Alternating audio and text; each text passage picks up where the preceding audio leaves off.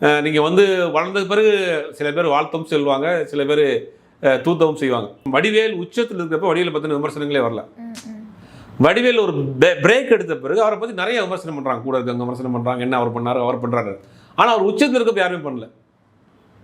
அதை தான் அவர் சொல்கிறார். என்னை வந்து அதுக்கு பிறகு நான் விழுந்த பிறகு நம்ம எந்திரிச்சிடவே கூடாதுன்னு என்னை வந்து அமுக்க பார்த்தாங்க அப்படின்னா, வடிவேலையை பொறுத்த வரைக்கும் ஒரு அவர் பெர்சனலாக ஏற்கனவே சொன்ன மாதிரி பெர்சனலாக 1000 பிரச்சனைகள் இருந்தாலும் ஒரு கலைஞனாக வந்து ஒரு மகா கலைஞர். அதாவது ஒரு சிறு குழந்தைகளை கூட, மொழி தெரியாத ஆட்களை கூட சிரிக்க வைக்கக்கூடிய அந்த ஒரு ஆற்றல் வந்து வடிவேலுக்கு இருக்குது.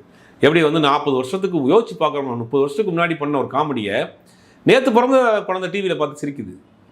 அதெல்லாம் ஒரு பெரிய மேஜிக் இல்லை.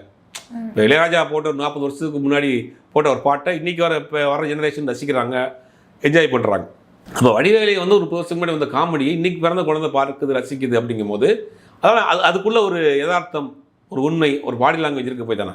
அப்போ அதெல்லாம் ஒரு மகா கலைஞன் மட்டும்தான் செய்ய முடியும். அதை வந்து வடிவேல் செஞ்சுருக்காரு.